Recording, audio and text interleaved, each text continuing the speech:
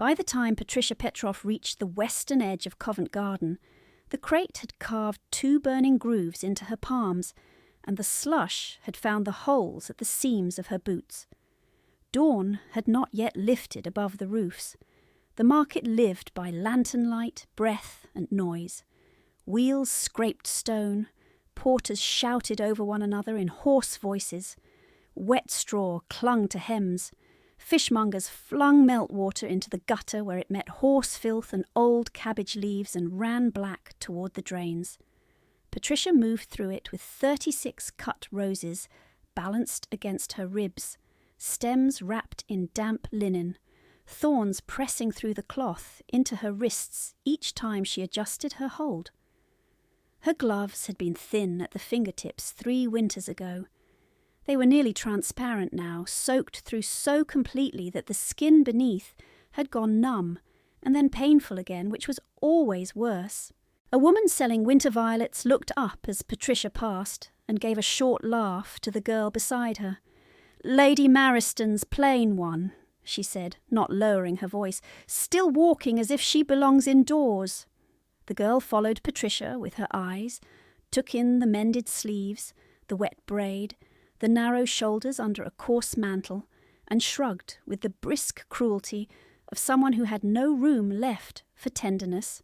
Patricia did not look back. She shifted the crate, set her jaw, and kept her spine straight because bent shoulders invited fresh remarks, and she had no strength left to spend on surviving both weather and pity in the same hour. She crossed the central lane where frost had turned the cobbles slick as glass. Her left boot skidded. The crate tipped. She caught it against her hip before the roses slid free. A porter with a split lip and red hands watched the stumble and clicked his tongue. "Careful there, miss," he said. "Ladyship will skin you for bruising petals before she skins you for late arrival." He grinned as if it were a jest. It was not a jest. Lady Mariston measured flowers as she measured people, by display and utility, and she punished waste with a precision that had nothing to do with temper and everything to do with habit. If Patricia returned with broken stems, she would lose supper. If she answered back, she would lose coal. If she was accused of insolence by either stepsister, she would lose soap for a week and be sent to scrub silver in cold water until her knuckles split. She had already eaten heel bread over 2 days, 1 hard piece each night, and the hunger had entered that quiet stage where the pain had thinned into dizziness and a hard metallic taste at the back of her throat. She could smell yeast from a baker's cart 20 paces away and nearly turned toward it before remembering she had exactly 6 coppers tucked into the stitched hem of her skirt, hidden there since Michaelmas for lamp oil and nothing else. She walked on. Breath steamed from her mouth and vanished at once. Beneath her gloves, her fingers trembled each time she tightened them around the wood handles, so she held the crate closer and pretended the shake came from cold alone. At the florist's stall beneath the market arch, she set the roses down and counted stems by touch to steady herself. 12 dark red, 8 cream with pink-edged petals, 10 yellow tea roses too delicate for the road and already beginning to bow at the neck from the wind. 6 white, requested for Lady Mariston's breakfast table because one daughter liked them and the other did not. Patricia recited the tally softly in Latin under her breath: Rosa Gallica, Rosa Alba, an old discipline learned years earlier when names had been scholarship rather than inventory. Her father had taught her to identify varieties by leaf serration and scent before she was tall enough to reach the workbench in the orangery. He had smelled of earth, vellum, and orange peel. He had corrected gently, and never twice. In that memory, his hand rested warm and steady on her shoulder, while she read from a botanical folio too heavy for her lap. In the present, a buyer in a fur collar lifted one of the white roses from the crate, inspected the petals, and then caught sight of the fading marks at Patricia's wrist, where yesterday's basket had rubbed skin raw. The woman's mouth tightened, not in sympathy but distaste, as if bruises were an untidy form of confession. She set the flower down and asked the stall-keeper, not Patricia, "Are these clean?" The stall-keeper nodded to the roses. "Cleaner than this weather allows." The woman dropped a coin and moved on. Patricia wiped her wrist against her sleeve, though it made no difference. Another flower girl, younger and better fed, leaned close to whisper as she passed, "You should powder your face if you mean to be seen." Patricia met her gaze for a heartbeat. Her eyes were large and dark, in a thin face gone pale with cold. There was mud on her hem and rain in the loose strands around her temples, but there was nothing uncertain in the way she looked back. "I do not mean to be seen," she said, and lifted the crate again. The return walk to Mariston House felt longer, though the streets were the same. Market noise fell behind her, and the city turned quieter, narrower, meaner, in the way of morning lanes that knew exactly who belonged in each doorway. Milk carts rattled toward the squares. Chimneys began to smoke above wealthier roofs. A pair of footmen in liveries stepped aside to let a carriage pass and did not move for her, so Patricia angled into the gutter and soaked her skirt to the knee.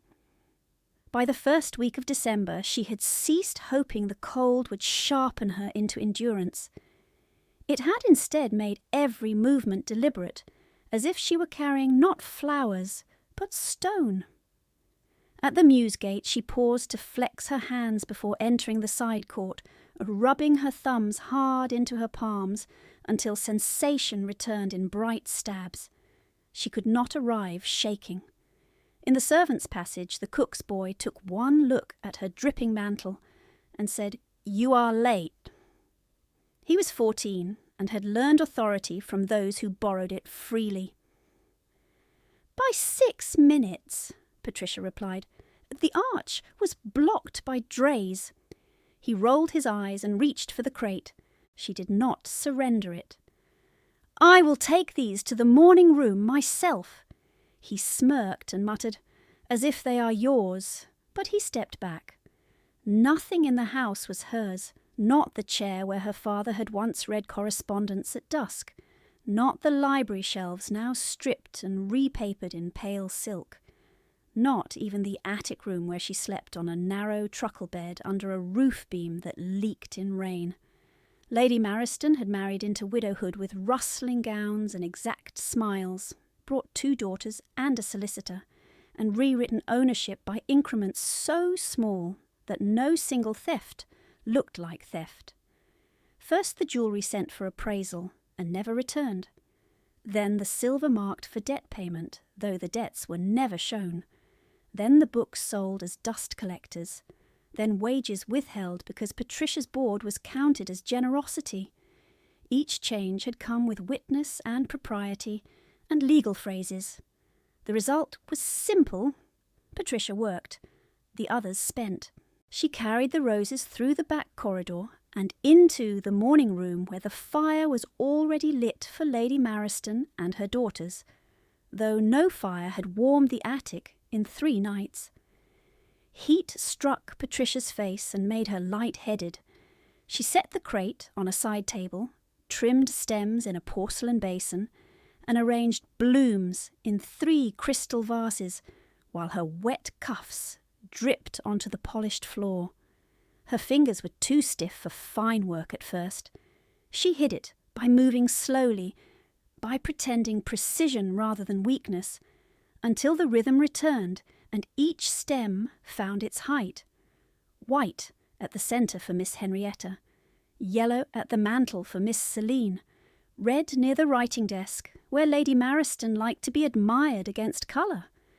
From the doorway came the dry rustle of silk and the scent of rosewater, unmistakable as a bell. Lady Mariston stood with one hand on the frame, rings flashing in the firelight, eyes already cataloguing faults. "Those are late," she said. Patricia lowered her gaze. "Oh, the market was delayed, my lady." "Excuses are a servant's luxury." Lady Mariston stepped farther in, took Patricia's chin between two fingers, and turned her face toward the window as if checking produce for bruises. "You look ghastly. Have you been crying in public again?"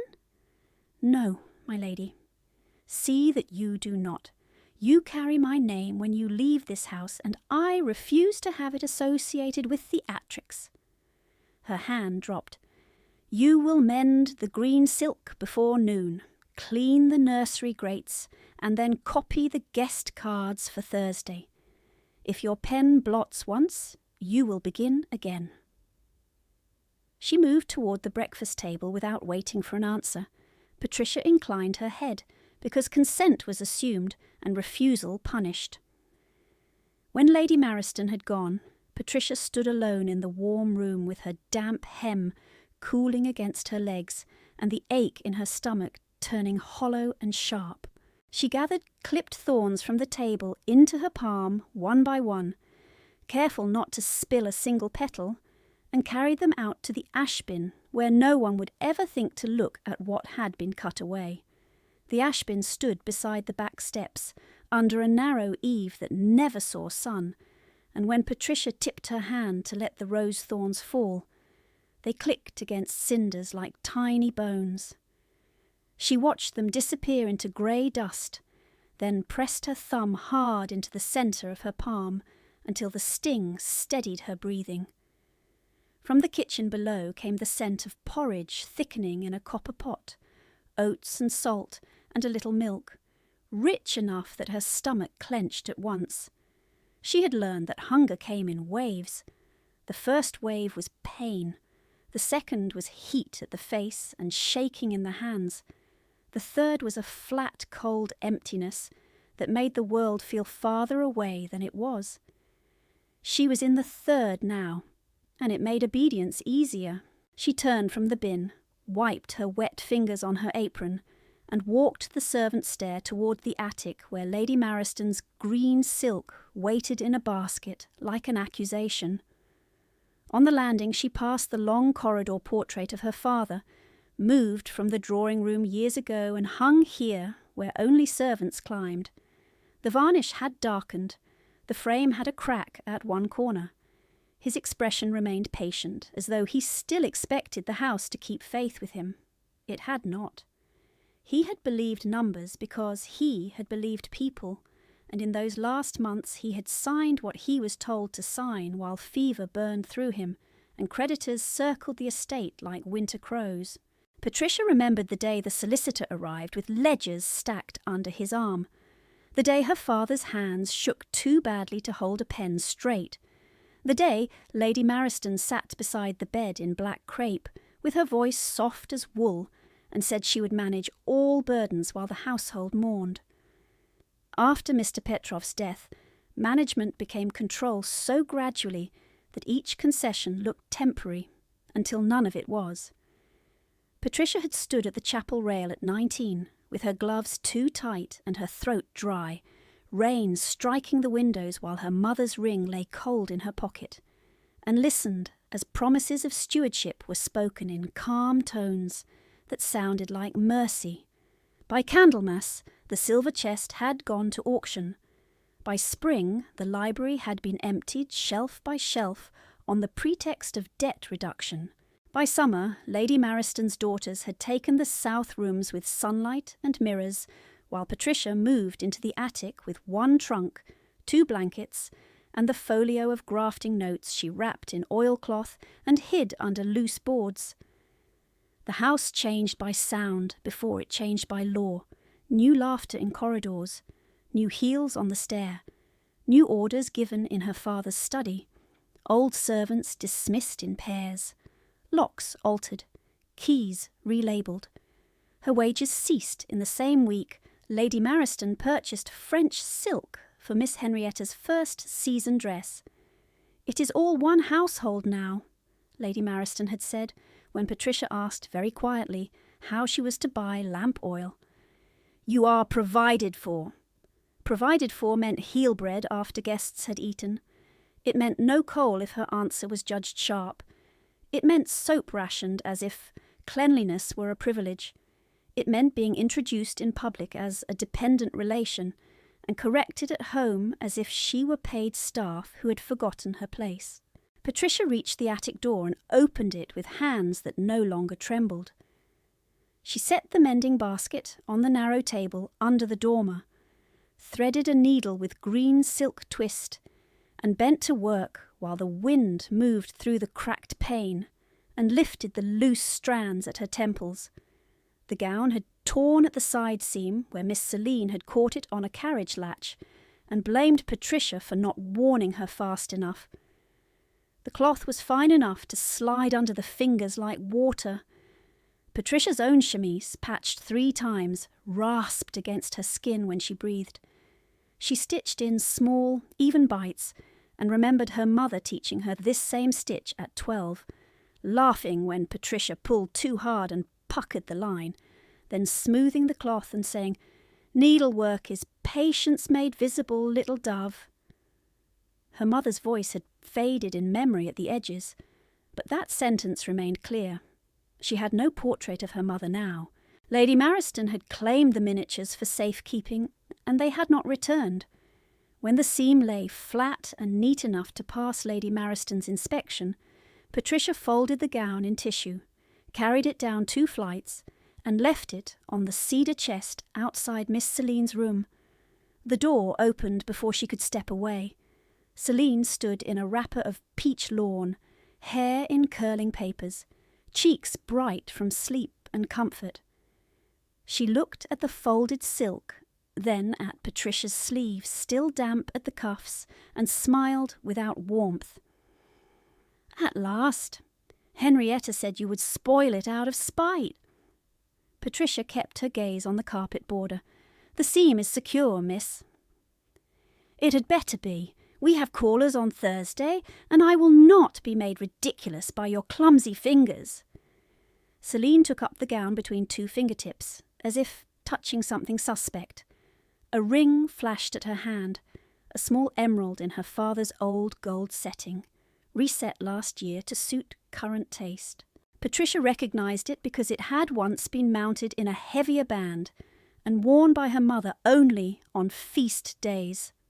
She had said nothing when it appeared on Celine's hand at breakfast. She had said nothing when Henrietta wore her mother's seed pearls to chapel. She had said nothing when the walnut escritoire from her father's study was moved into Lady Mariston's dressing room, and the lower drawer, where he kept pressed camellia specimens, was emptied into the fire for kindling. Silence had become method. She survived by refusing each bait that invited punishment, by preserving strength for work that mattered and words that could not be recalled once spoken.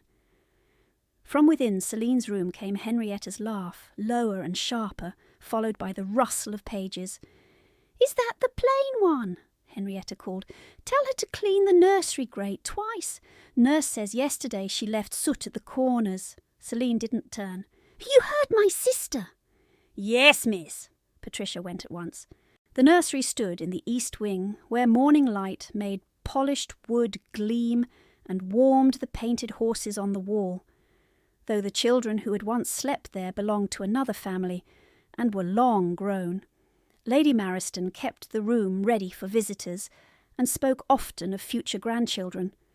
Patricia knelt on folded sacking before the grate, lifted the iron guard and scraped soot from brick with a narrow shovel until dust coated her throat and settled into the lines of her hands. As she worked, the old nurse, Mrs. Pike, came in with folded linen and paused at the door. Her eyes were rheumy with age, but kind. "You have not broken your fast," she said, not as a question. Patricia sat back on her heels. "There was no time." Mrs. Pike set the linen down, drew a heel of bread from her apron pocket, and held it out without ceremony. Patricia hesitated only a moment before taking it. "Thank you. Eat while it is still yours." Mrs. Pike moved to the chest and began sorting blankets, as if nothing had passed between them. Patricia ate in 3 small bites, slowly enough to make the food last, and felt the ache in her stomach ease to a manageable pull. Shame burned with gratitude because both were constant companions now. She finished the grate, wiped the fender and blacked the iron until it reflected the window light like dark water. By the 2nd week of December she could tell the hour by where the cold settled in her bones. Now it sat behind her knees and in the joints of her fingers, which meant noon approached. She carried the soot pan down to the yard, emptied it, washed at the pump where the water knifed over her skin, and went to the schoolroom desk to copy guest cards for Thursday's dinner. The desk had once stood in her father's orangery office. She knew because the left corner still bore a faint crescent burn from the night he dropped sealing wax while explaining rootstock to her by candlelight. Lady Mariston had ordered the mark turned to the wall. Patricia sat, squared the blank cards, and opened the ink bottle. Names marched down Lady Mariston's list in a clerk's hand. Lady Ainswick, Colonel Harbury, Reverend Dale, Mr. and Mrs. Fenwick, Miss Pembroke, Lord Whitfield. People who had watched her grow and now looked through her as through glass. She wrote each title with measured pressure, let each stroke dry before setting the next card atop it, and listened to the house breathe around her. Footsteps above, door latches, distant laughter from Henrietta's room. At the bottom of the list, one line had been added in a different ink, darker, firmer, almost carved into the paper. His Grace the Duke of Ravenscar. Patricia paused with the pen hovering, a bead of ink swelling at the nib. She did not know the man. She knew only the name, a name spoken in city gossip with a mix of awe and caution, attached to estates in the north, winter hunting parties, and a reputation for silence that made hostesses uneasy. Lady Mariston had been speaking of little else for 3 days. She wanted distinction at her table. She wanted to be seen receiving it. Patricia lowered the pen and wrote the title in her neatest hand, each letter precise. When the card was done, she set it apart to dry, then reached into her skirt hem for the 6 hidden coppers and counted them again under the desk with ink-stained fingers, an old reflex, a private census of what remained entirely hers. 6 for lamp oil, nothing for meat, nothing for coal, nothing for error. She returned the coins to the stitched pocket, finished the last card, and sanded the ink until the names shone clean and black, then rose to carry the stack to Lady Mariston's morning room, where roses opened in crystal vases, and no one asked who had bled to put them there.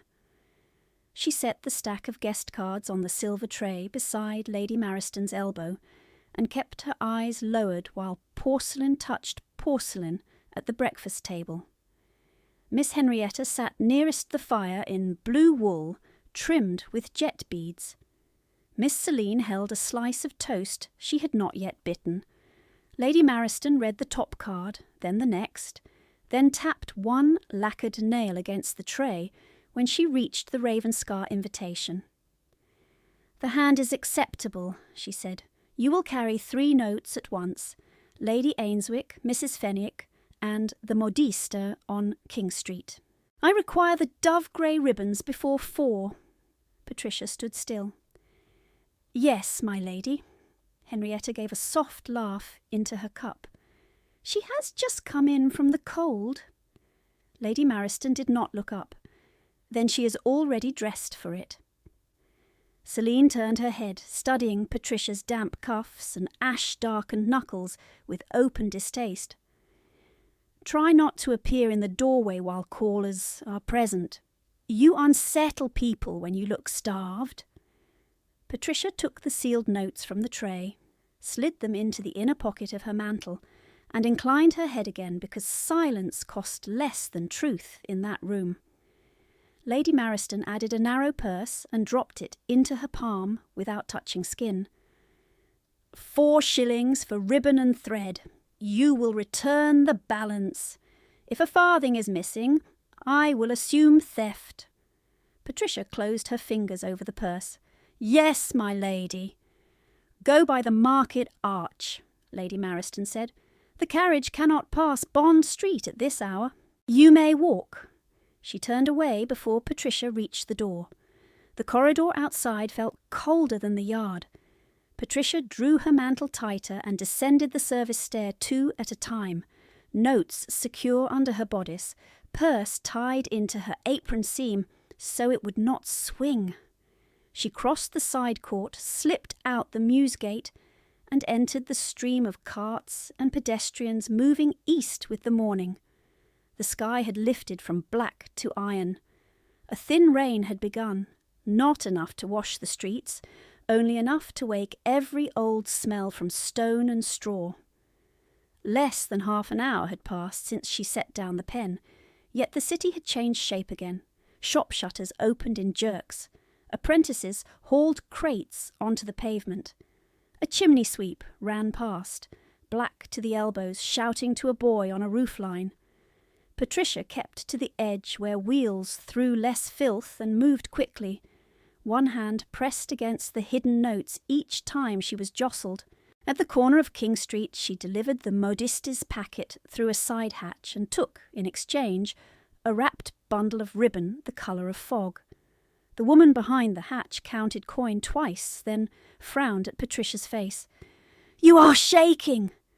"I am cold," Patricia said. "Do not drip on the silk."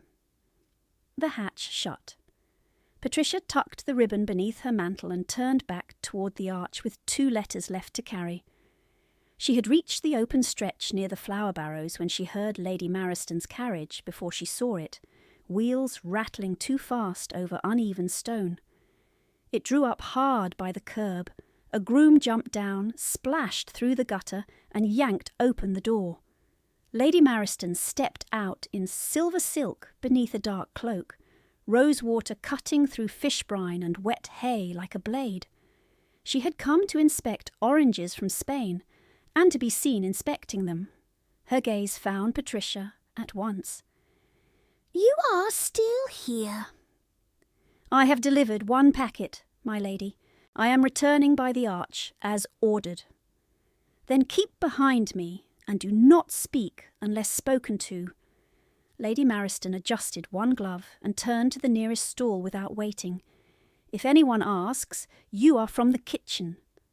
Patricia moved where instructed, a pace behind and half a step to the side, balancing ribbon, letters, and cold in numb hands, while Lady Mariston disputed prices she had no intention of paying full. A small crowd thickened around the arch as 2 freight drays tried to pass at once. Men shouted. A porter cursed. A boy darted through legs carrying a basket of apples. Somewhere to Patricia's left, a horse snorted high and sharp, then struck iron shoe against stone.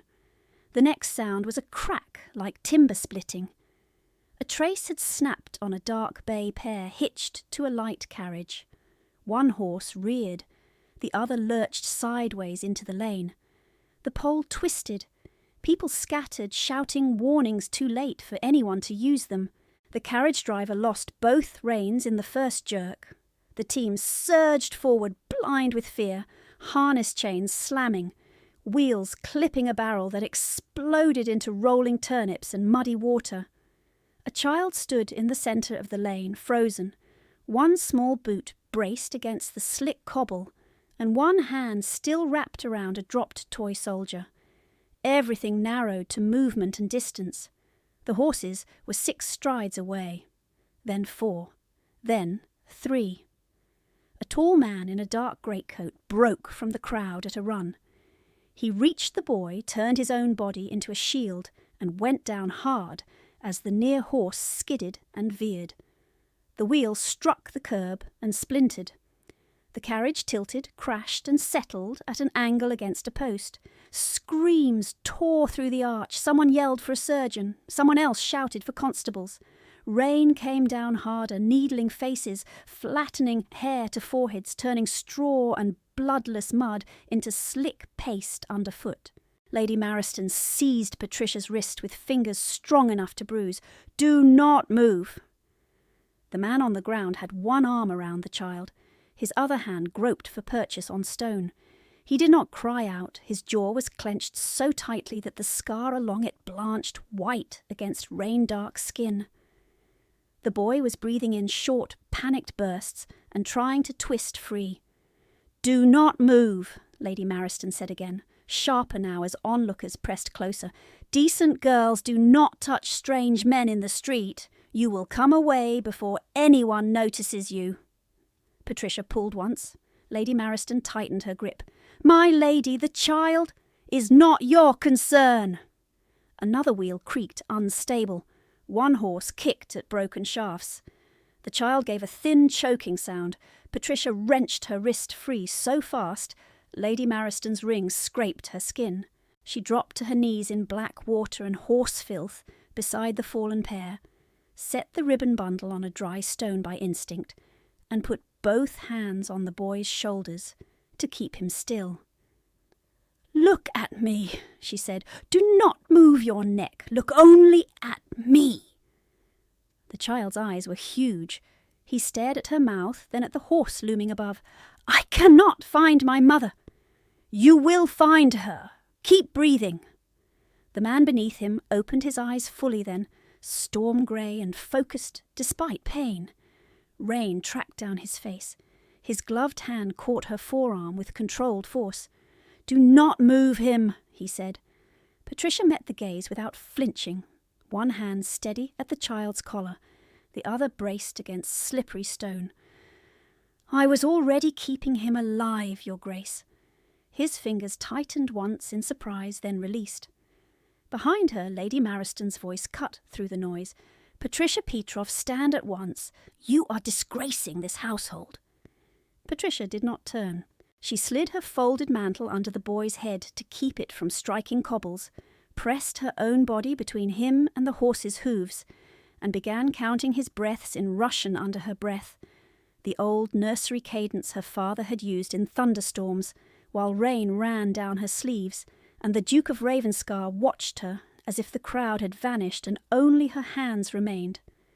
A footman in Ravenscar colours forced through the ring of spectators, with two stablemen at his back, and reached for the child. Patricia shook her head once. "Not yet," she said. "His spine may be hurt." The footman hesitated, glancing from her mud-soaked hem to the man still half beneath the boy. The man answered for them all without lifting his head. "Obey her!" The two stablemen moved at once to the horses, murmuring low, cutting tangled straps, drawing the frightened animals backward inch by inch. The Duke shifted enough to free his shoulder from the worst angle and sucked in one hard breath as pain crossed his face like shadow over stone. Patricia saw the tremor in his right hand before he stilled it. The child began to sob in jagged little sounds that shook his whole chest. "You are safe," Patricia said. "Do not turn. Keep your eyes on my face." "I am cold." "I know."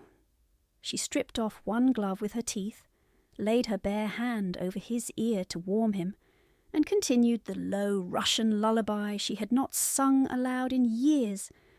The melody was plain. 3 notes, then 4. The boy's breathing found the rhythm after half a minute. Around them the market roared and shifted. A constable pushed in. A surgeon's apprentice arrived carrying a leather case. Lady Mariston remained at the outer edge of the crowd, with her cloak held clear of mud and outrage bright on her face. "This girl is my dependent," she told the constable in ringing tones. "She is excitable and not reliable in emergencies. She caused confusion by running into the lane." Patricia felt the accusation strike like sleet and did not look up. The Duke did. He rolled to one knee with visible effort, water streaming from his coat, and fixed the constable with a look that emptied the man's mouth of prepared speech. "She held the boy's neck while your lane dissolved," he said. "Write truth or write nothing." Lady Mariston's smile never reached her eyes. Your Grace, you are generous, but she has a history of dramatics. We cannot have the Petrov name dragged through market gossip over a servant's impulse." "Petrov," he repeated, as if filing the word away. Patricia kept one hand on the child and one on the wet cobble to anchor herself. Her skirt clung to both legs. Her braid had come loose fully and hung heavy against her shoulder.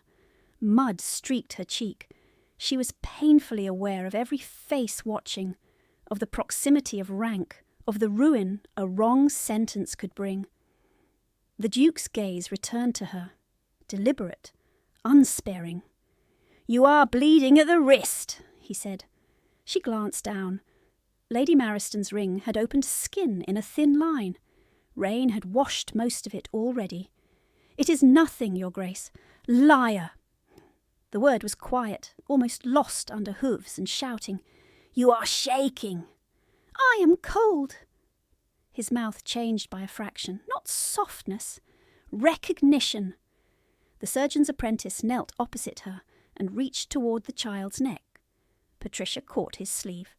"Not upright," she said. "Support the head first." He blinked, offended. "Madame, I am trained." "Then act trained." The Duke's head turned slightly toward the apprentice. "Do as she says." A board was brought from a produce stall. Together, on Patricia's count, they slid it beneath the boy in one careful movement, then lifted him clear. The child cried out once when jostled, then gripped Patricia's fingers until his knuckles whitened. She walked beside the improvised stretcher through the crowd toward the apothecary door, speaking to him steadily so he would not fight the hands helping him. At the threshold, his mother burst through two bystanders and fell to her knees, clutching his boot, weeping with relief. Patricia stepped back at once to make room. The Duke followed more slowly, favouring his left side. Up close, he seemed taller than rumour, broad through chest and shoulder, coat cut for authority, and movement both. Rain had darkened his hair nearly black. The scar along his jaw ran from ear to chin in a pale, tight line that pulled when he clenched his teeth. His eyes did not leave Patricia, even when a valet offered his arm. Lady Mariston arrived at the doorway, breath sharp with fury held in public shape. "You will come with me now."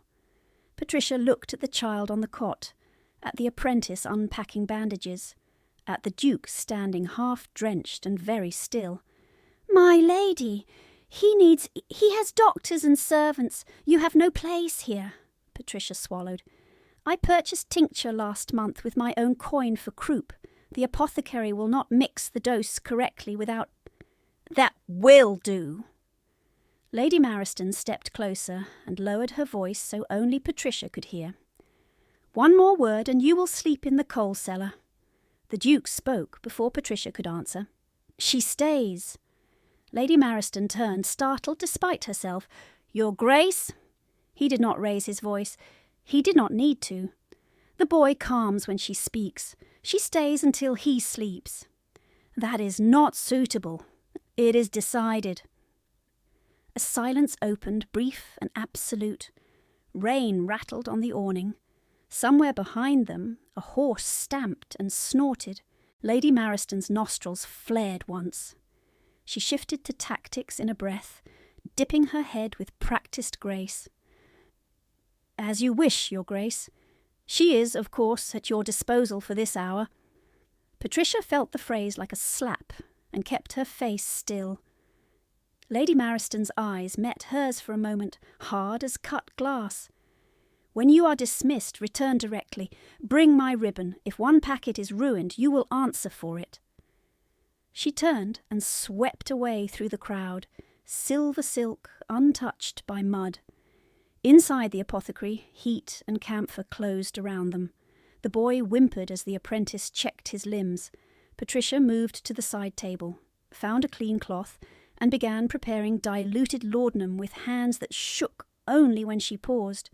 She did not know whether she feared Lady Mariston's punishment more, or the way the Duke watched every motion as though each small choice mattered. When she carried the spoon to the child, the Duke stepped into her path, close enough that she felt the cold rain still clinging to his coat.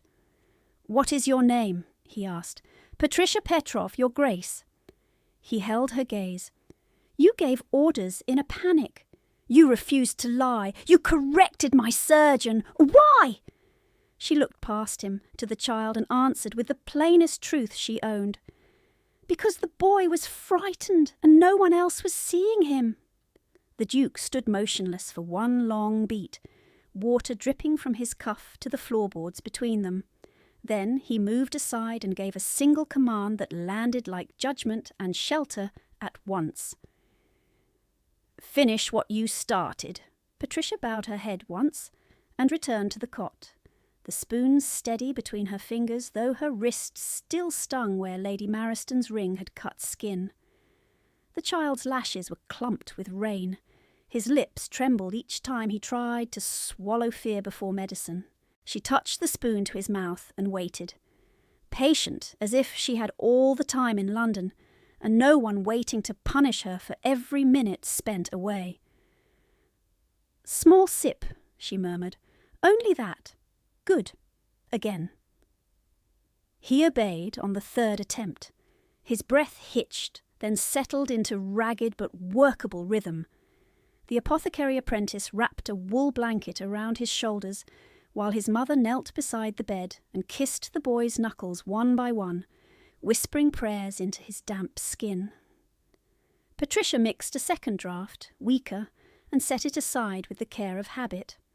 Her father had taught her dosage long before she was old enough to pour wine at table. "Measure before mercy," he had said over pestle and mortar in the orangery workroom. "Kindness without proportion can kill as quickly as neglect." The Duke remained near the inner door. A valet had urged him toward a chair. He didn't sit. Water dripped from his greatcoat and gathered dark on the floorboards. He watched the child.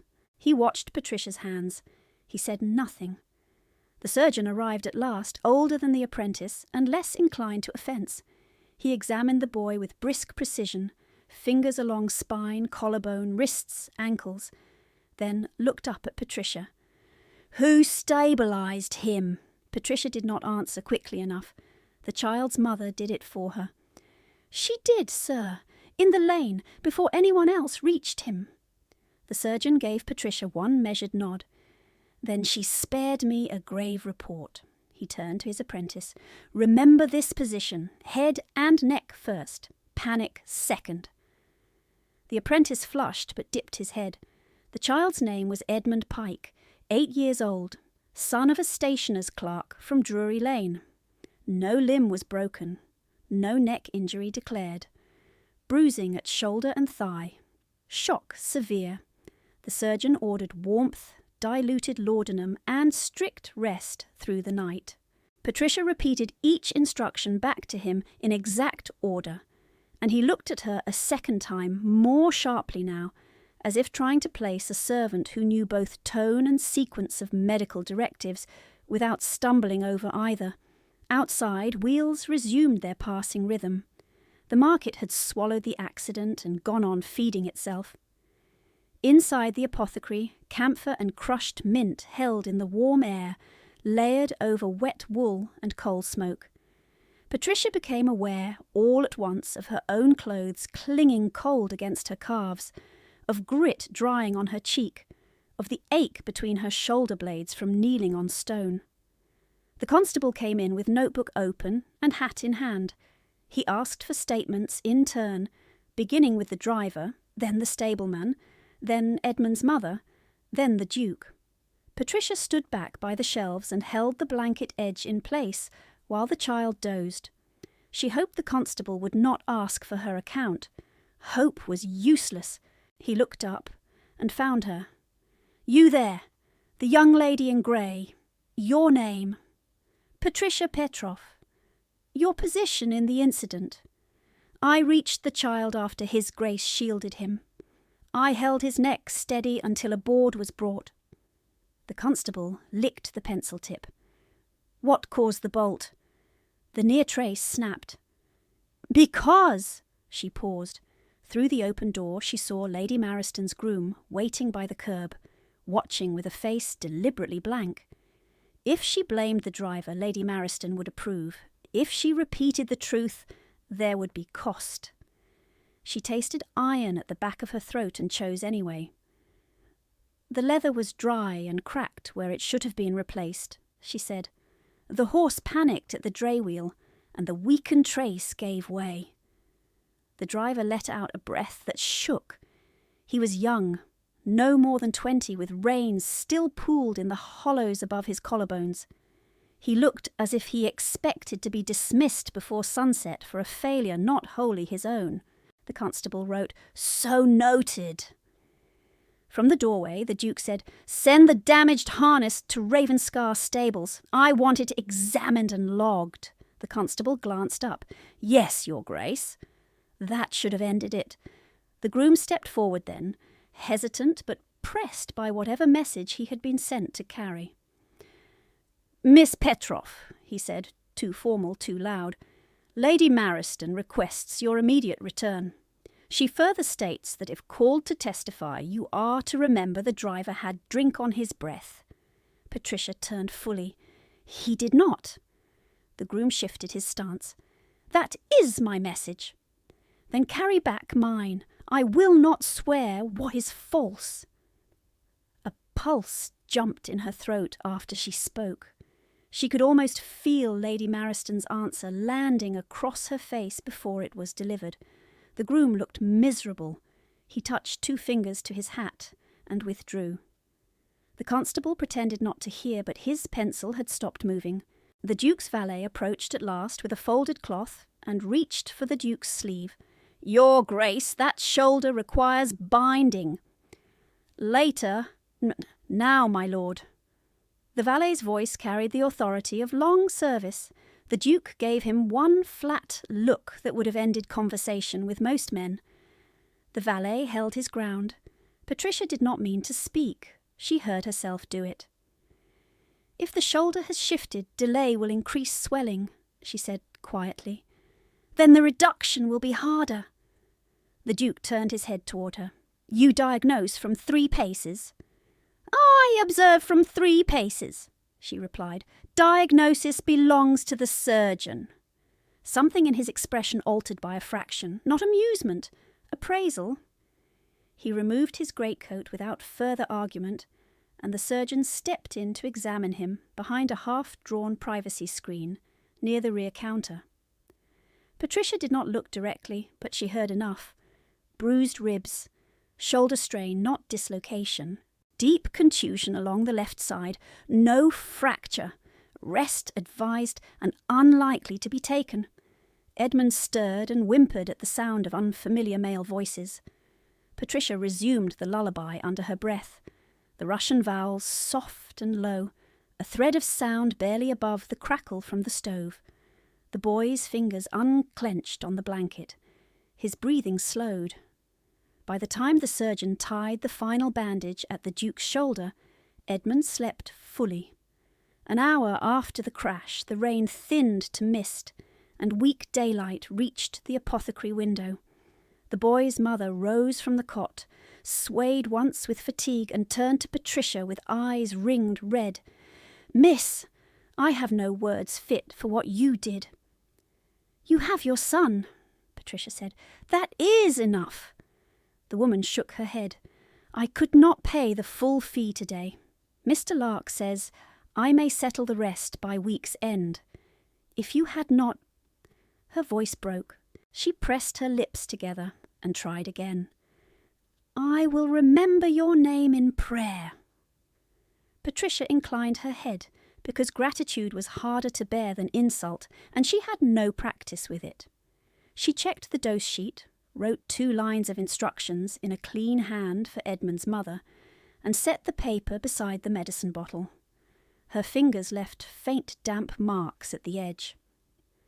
Mr. Lark, the apothecary, cleared his throat from behind the ledger desk. "There is still the tincture charge and cloth charge. Small, but due before release." Edmund's mother reached into her pocket and brought out 2 coins and a button. This is all until Friday. Mr. Lark's mouth tightened. Then the bottle remains here. The woman's shoulders folded inward in one visible motion. Patricia felt it like a hand closing around her own spine. She looked toward the Duke on instinct, then stopped herself. He had already done enough for one morning. To ask more would turn care into spectacle. She untied the inner seam at her skirt hem with numb fingers, worked loose the 6 coppers wrapped in a scrap of linen, and crossed to the desk. "For the tincture and cloth," she said. Mr. Lark blinked. "Miss, this is your personal—" "It is payment!" He counted the coins, then looked at her torn glove, her soaked hem, the cut at her wrist. Something in his face softened into discomfort. "This leaves little for yourself. It leaves medicine for the child." He entered the payment in his book and pushed the bottle across.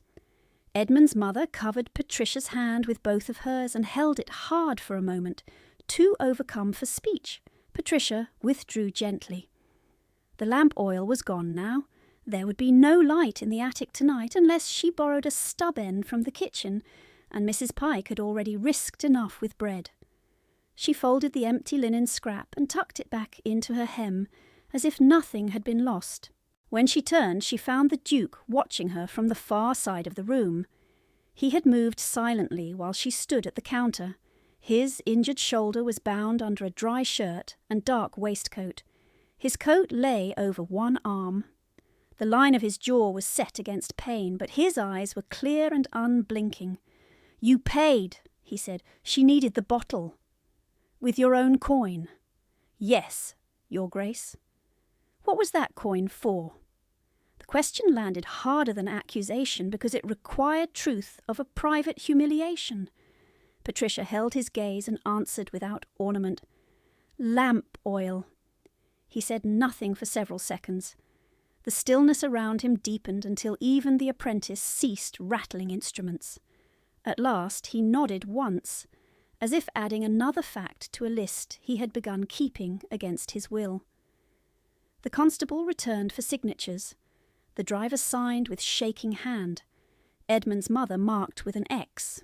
Patricia wrote her name in full, precise and dark, beneath her statement that the trace had failed from neglect and that no smell of drink was present at the driver's breath. The constable sanded the ink and closed the notebook. "Miss Petrov," he said, "if called by magistrate, will you repeat this?" "I will." He tipped his head and left.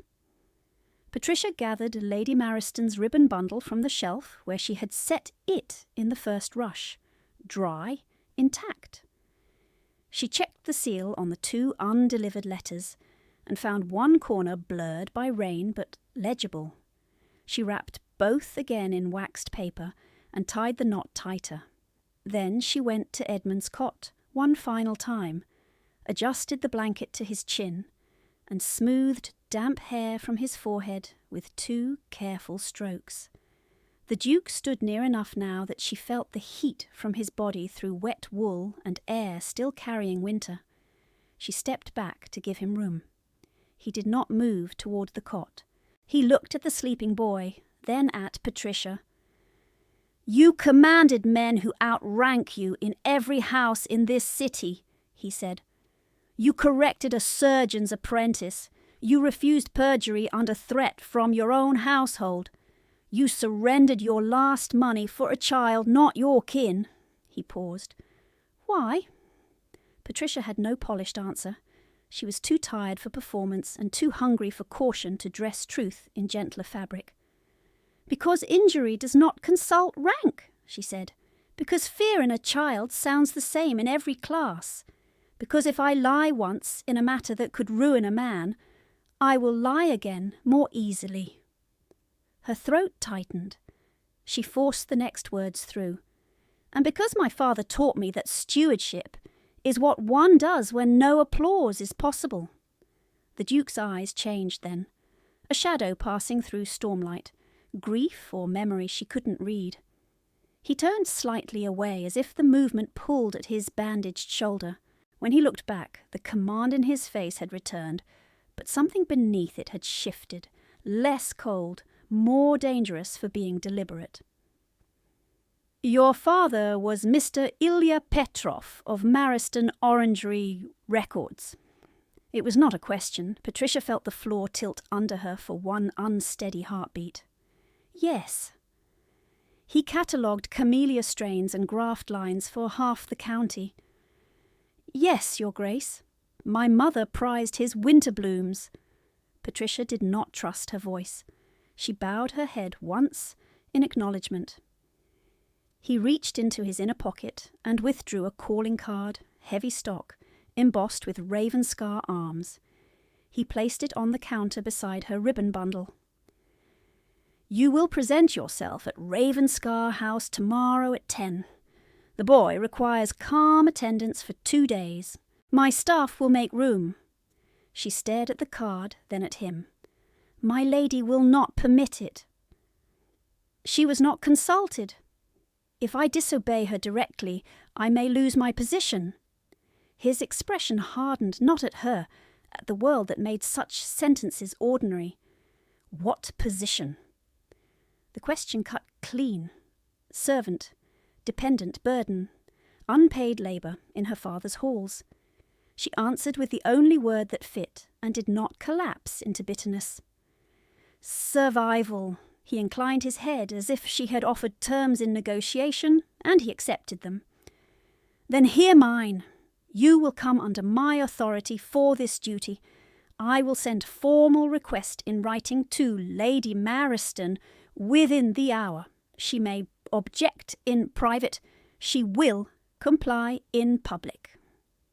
Patricia looked toward Edmund, then toward the door where grey light leaned over wet cobbles, and consequences waited in silk and scent.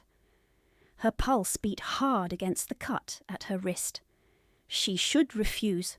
She should run straight back, deliver ribbon, endure the reprimand, keep her head low until this morning dissolved into rumour. Instead, she heard the child's breathing, saw again the snapped trace, the frozen lane, the Duke on the ground shielding a boy he did not know. 2 days only?" she asked. 2 days, he said, "unless the surgeon extends it." She drew one breath and gave the answer that would alter every hour after it. "I will come."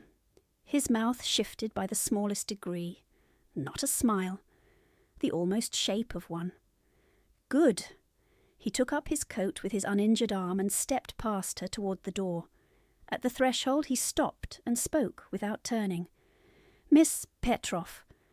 "Yes, Your Grace." "Eat before you travel tomorrow." Then he was gone into the thinning rain, and Patricia stood in the warm apothecary with Lady Mariston's ribbon in her hands, Ravenscar's card on the counter, and the first lawful order of her adult life that sounded less like ownership than trust. Patricia wrapped the Ravenscar card in the waxed paper with Lady Mariston's ribbon, thanked Mr. Lark with a nod she could not afford to lengthen, and stepped back into the lane before the warmth of the apothecary could make her weak.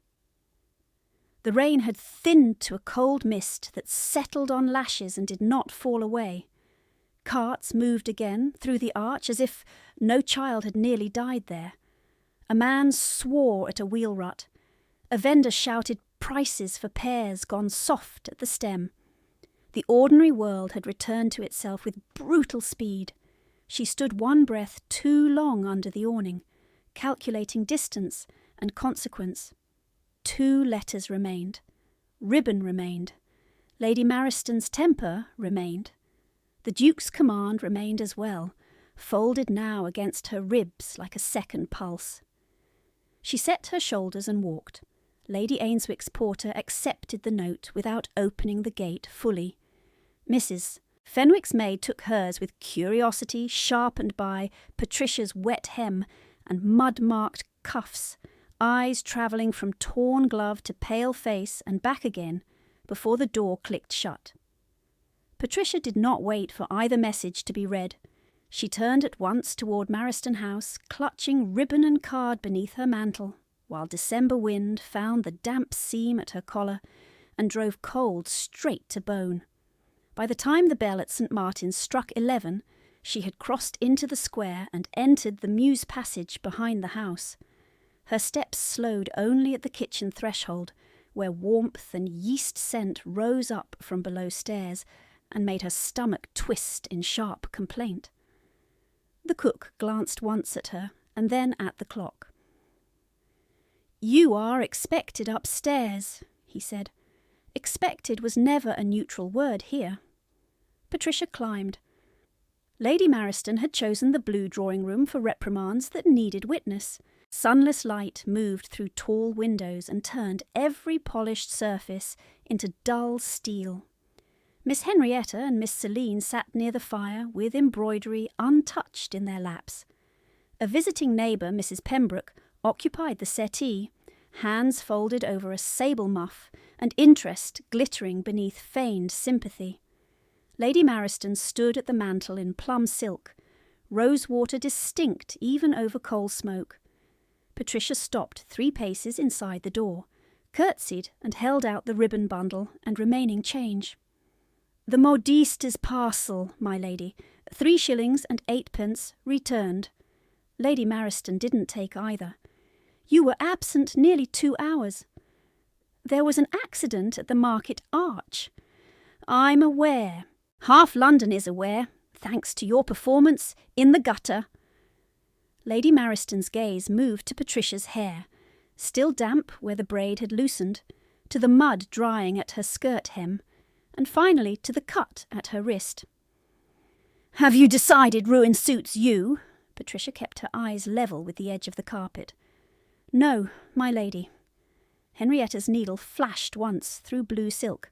Mother, perhaps she believed rescuing strangers might secure her a dramatic marriage?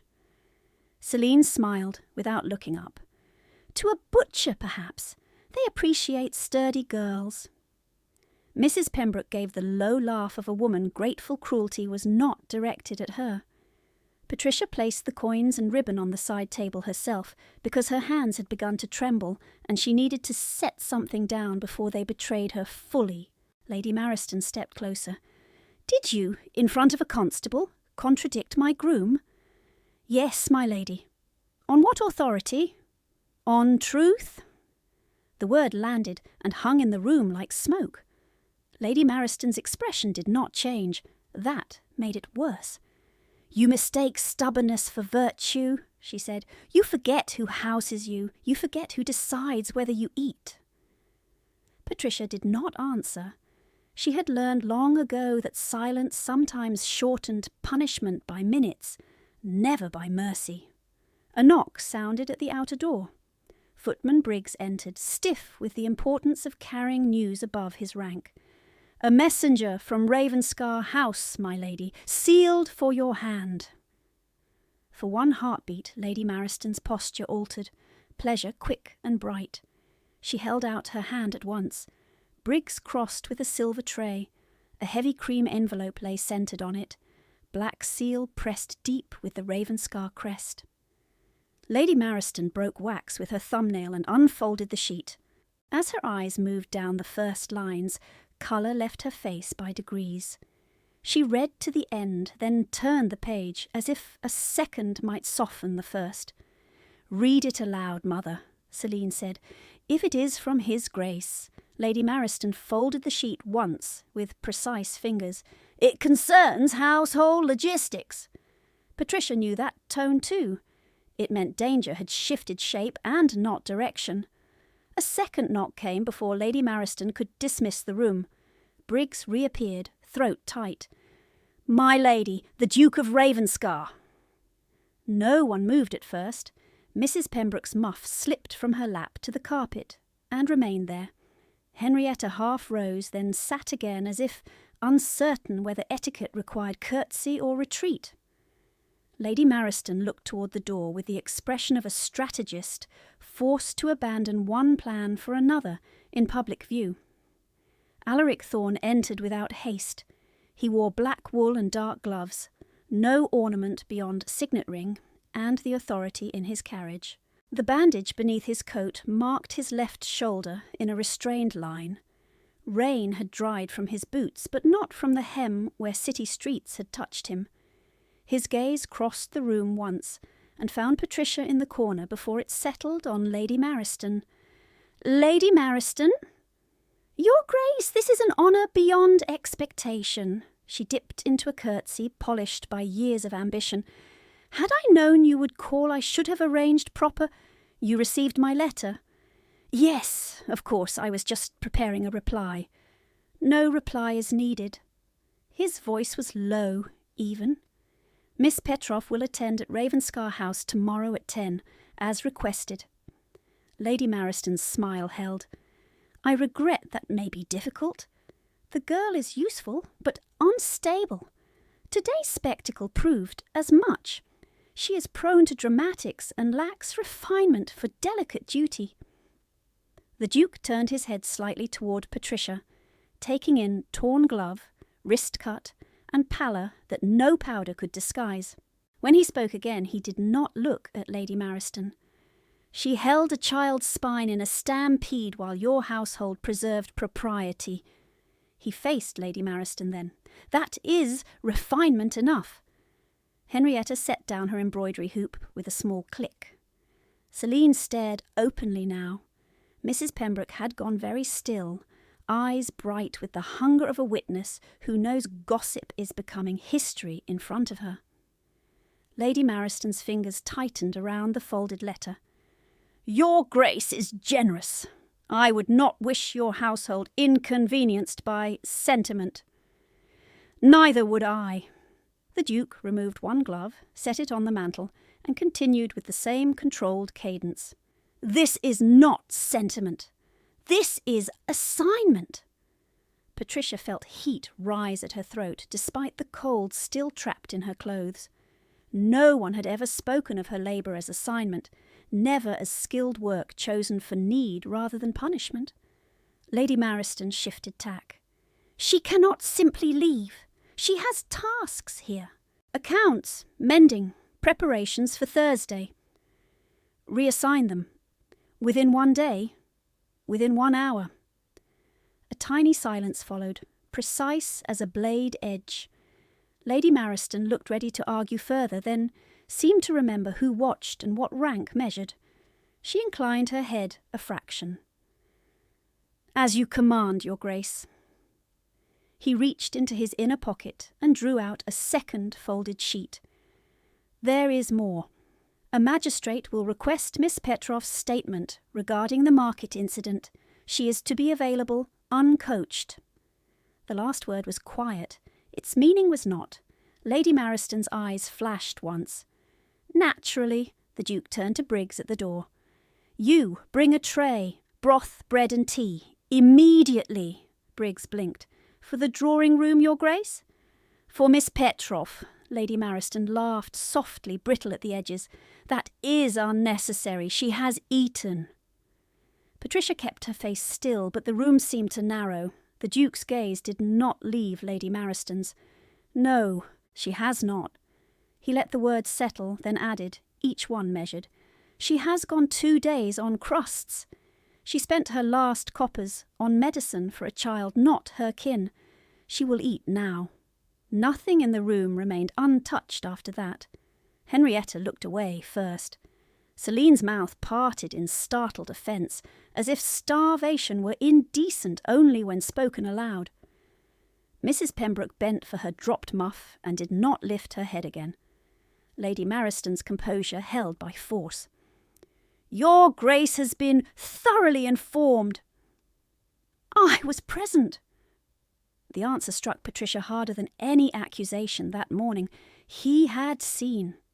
Not from rumour, not from charity recounted by others, but with his own eyes in rain, in mud, in the ledger of small humiliations she had treated as ordinary because there had been no use naming them. Shame burned and then shifted unexpectedly into something steadier. Not comfort, recognition. Briggs returned with a tray that rattled against the silver stand. Broth steamed in a porcelain cup. 2 thick slices of bread lay beside a pat of butter she had not tasted in months. Tea filled a small pot, dark and fragrant. Briggs placed the tray on the low table near Patricia and stepped back as though from an altar. Patricia did not move. Lady Mariston spoke before she could decide whether obedience here would count as defiance elsewhere. "You may take it below stairs later." The Duke's voice cut across hers, not raised. "Now!" Patricia looked at him. He did not soften the command. "Sit." The word held no ridicule, no spectacle. It was the same tone he had used in the lane when inches decided injury. Functional, absolute. She sat on the edge of a straight-backed chair, hands folded too tightly in her lap. Her fingers were blackened at the nails from soot and street filth. She did not want to touch the bread with those hands. The Duke saw the hesitation, crossed to the washstand, poured water into the basin, and set a clean cloth beside it without speaking.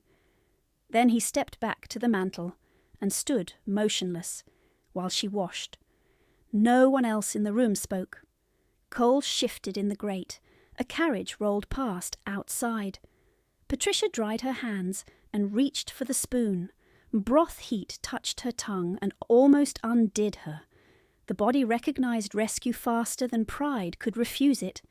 She took one measured swallow, then another. By the third, the shaking in her wrists had begun to ease. She broke bread in small pieces to slow herself, aware of eyes on her and more aware of one man refusing to look away.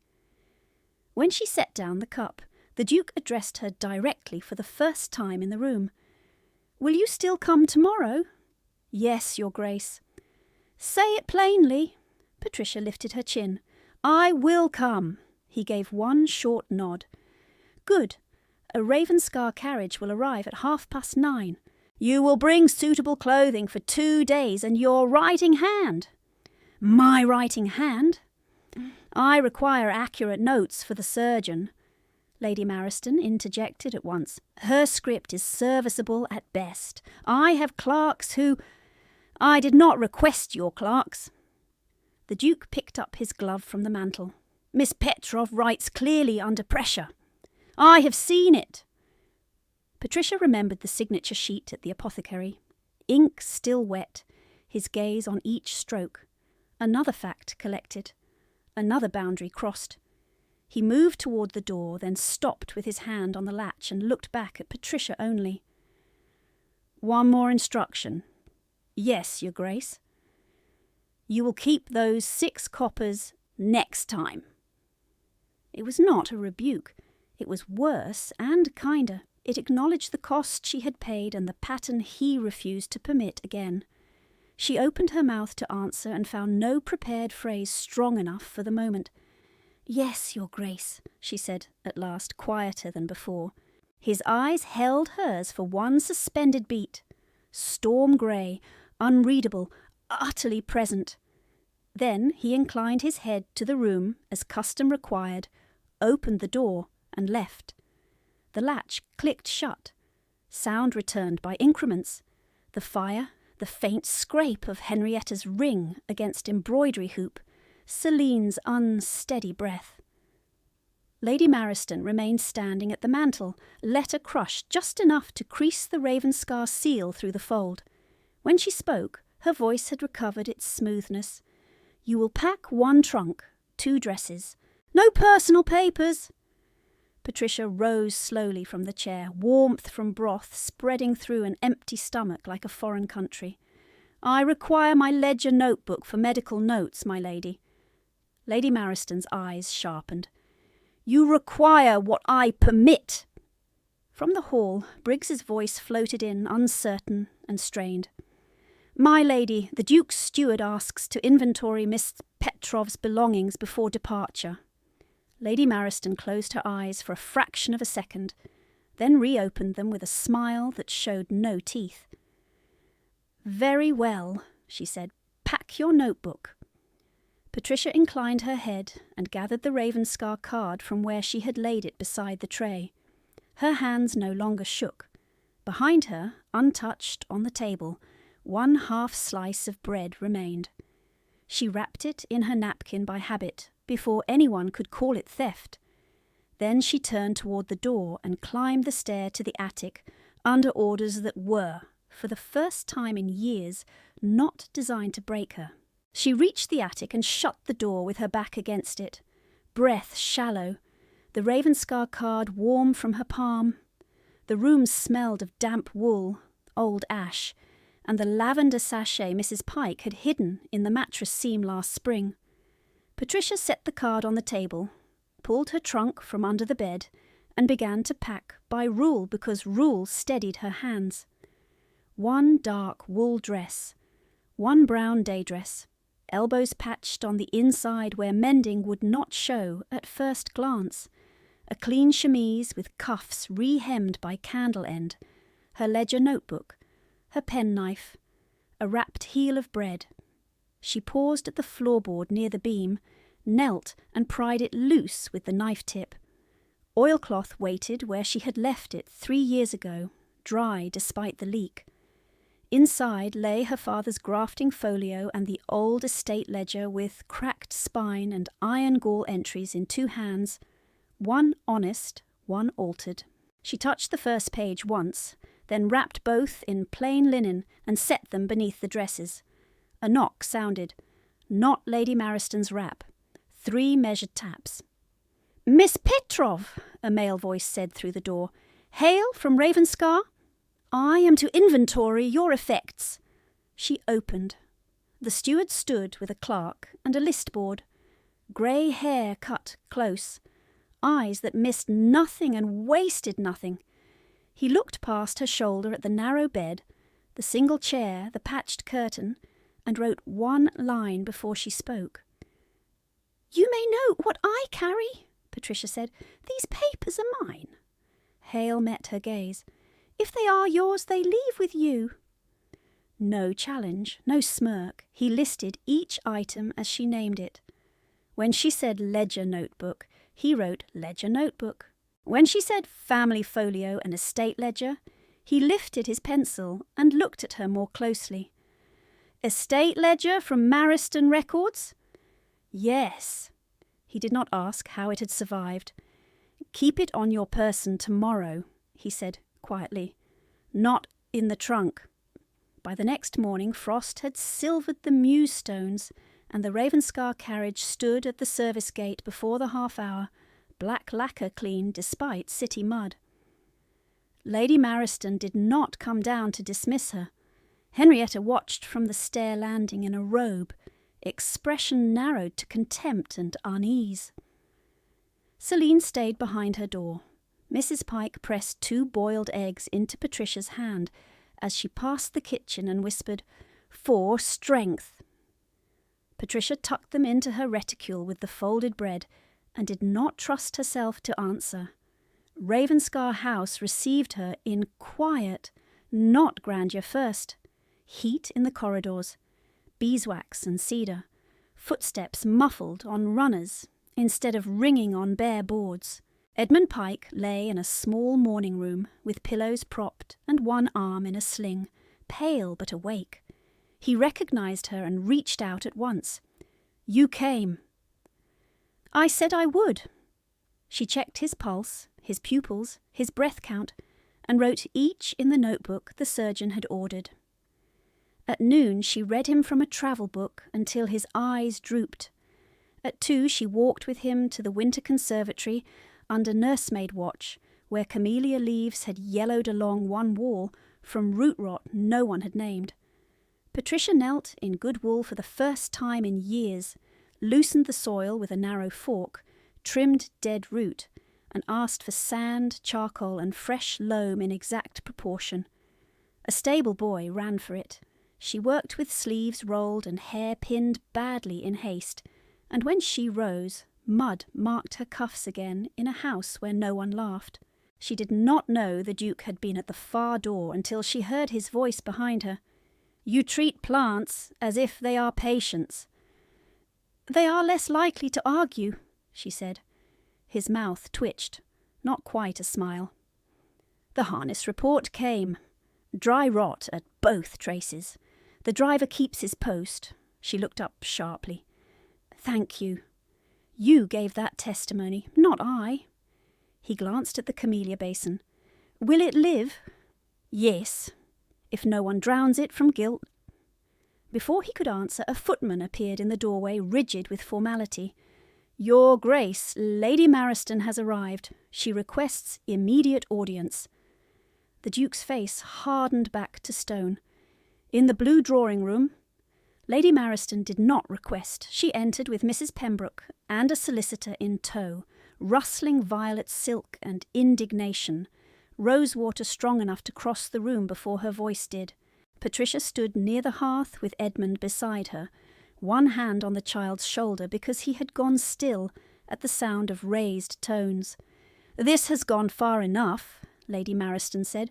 "You have enticed my dependent from my household under pretext of charity, and now silver is missing from my breakfast sideboard.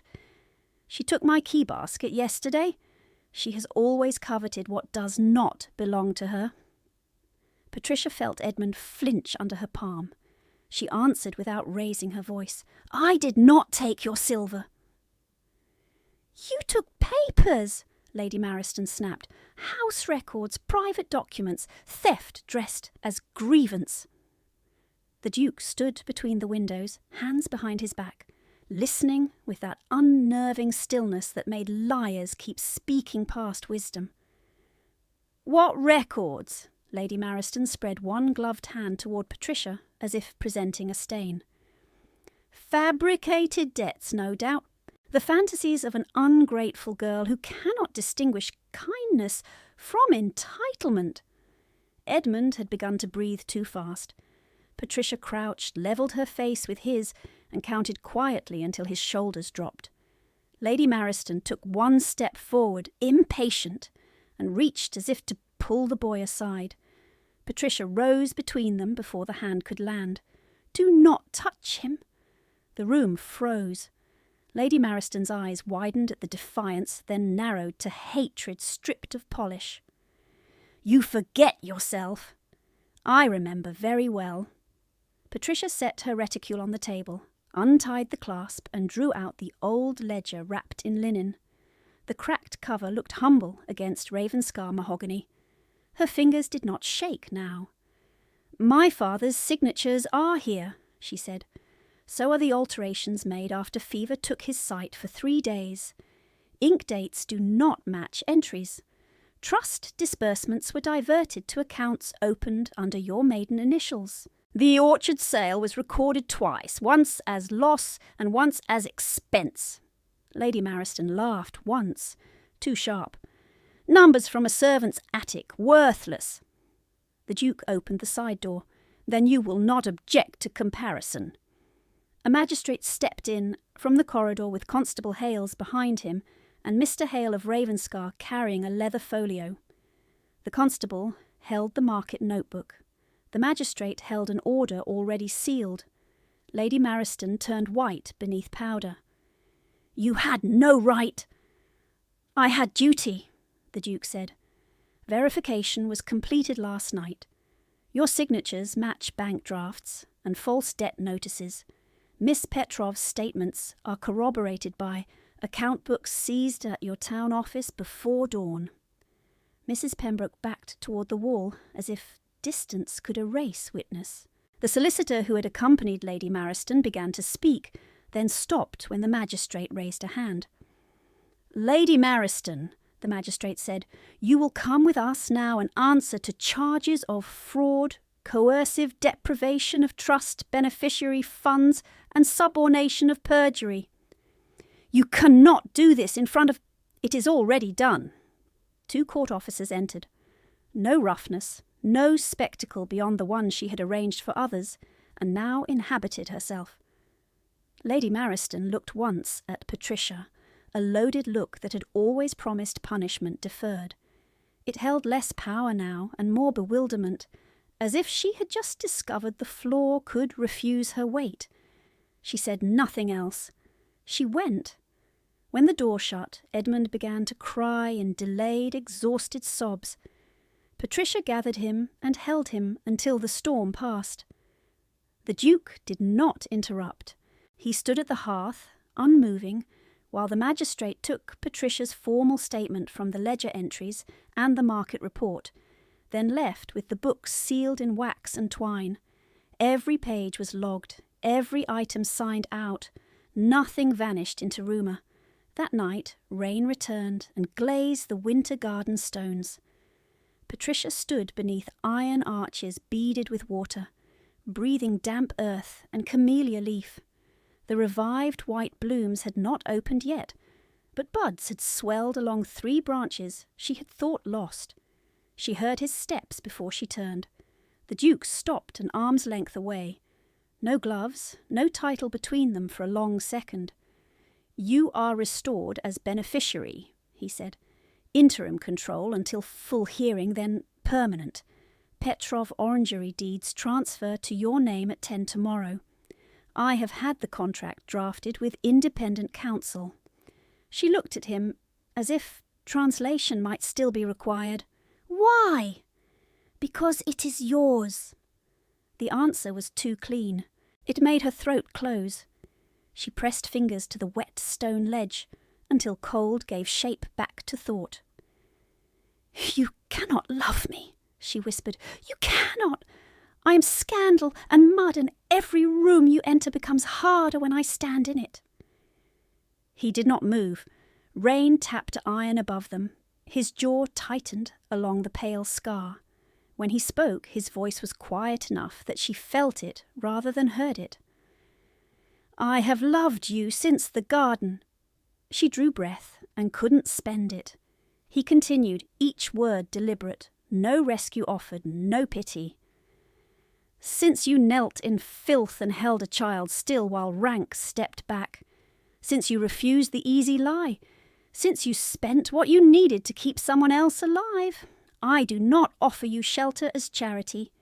I ask you to stand beside me as equal steward of Ravenscar and of your own name. If you refuse, your title and property remain secured. If you accept, we write terms tonight."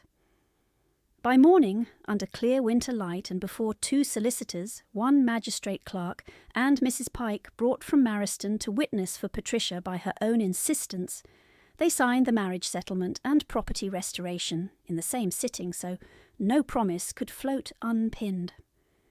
The Petrov Orangery deed passed across the table and into Patricia's hand with Ravenscar seal and court mark both. Hale set a small purse beside her notebook after signatures were done. 6 coppers advanced by His Grace," he said, almost stern to hide gentleness. "Entered as reimbursement, not gift." She nodded once and took it. Immediately thereafter, by special licence, the house chaplains solemnised their marriage before the same witnesses, and both signed the register.